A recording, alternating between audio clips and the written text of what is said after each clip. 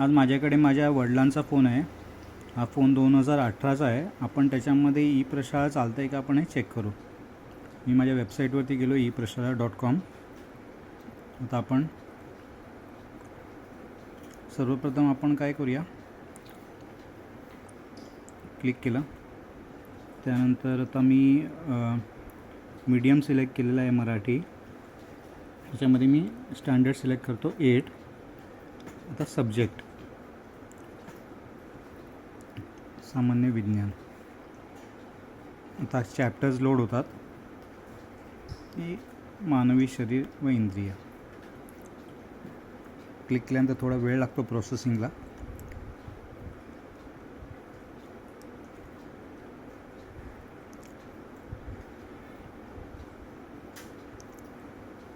नमस्ते बाळा, तुझे खूप खूप स्वागत. आज आपण तुझ्या विज्ञान विषयातील एक अतिशय रंजक आणि महत्त्वाचा धडा शिकणार आहोत.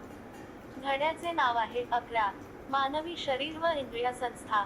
आपले शरीर हे एका अद्भुत यंत्रासारखे आहे, बरोबर ना? चला, आज आपण या यंत्राचे रहस्य अगदी सोप्या भाषेत समजून घेऊया. 1. इंद्रिय संस्था म्हणजे काय? आपल्या शरीरात वेगवेगळी कामे करण्यासाठी अनेक अवयव एकत्र येऊन काम करतात. अशा विशिष्ट काम करणाऱ्या अवयवांच्या समूहाला इंद्रिय संस्था म्हणतात. जसे की आपण खाल्लेले अन्न पचवण्यासाठी पचन संस्था काम करते. आपल्याला श्वास घेण्यासाठी श्वसन संस्था मदत करते. 2. श्वसन संस्था आपल्याला जिवंत राहण्यासाठी ऑक्सिजनची सतत गरज असते. ही गरज श्वसन संस्थेमुळे पूर्ण होते.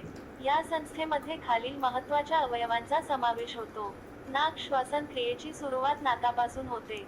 नाकातील बारीक केस आणि चिकट पदार्थ हवेतील आता हे तर आपल्याला सर्व ठाऊकच आहे. मी आता हे स्टॉप करतो. आता मी तुम्हाला हा मोबाईल कोणता आहे ते दाखवतो.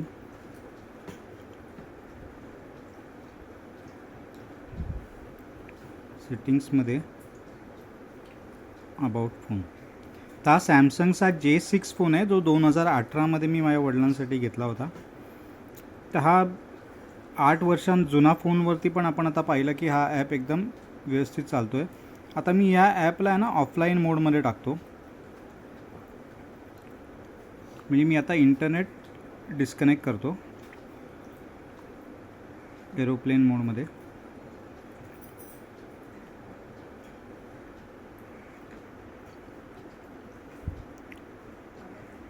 आता तुम्ही पाहू शकता कोणत्याही प्रकारची कनेक्टिव्हिटी इथे नाही आहे.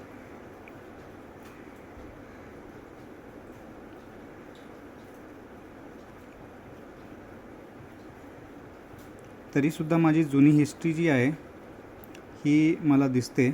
मी जे पण लेसन्स ॲक्सेस केलेले आहेत ते. हे आपल्याला इथे राईट साईडच्या ॲरोला पुल करून पास्ट लेसन्सवरती क्लिक केलं की आपण जितके पण लेसन्स घेतले ते आपल्याला इथे दिसतील. यासाठी आपल्याला कोणत्याही इंटरनेटची गरज नाही, कशाचीही गरज नाही. क्लिक केलं आणि खाली प्लेवरचं बटन दाबलं. नमस्ते बाळा, तुझे खूप खूप स्वागत. आज आपण तुझ्या विज्ञान विषयातील एक अतिशय रंजक आणि महत्त्वाचा धडा शिकणार आहोत. धड्याचे नाव आहे.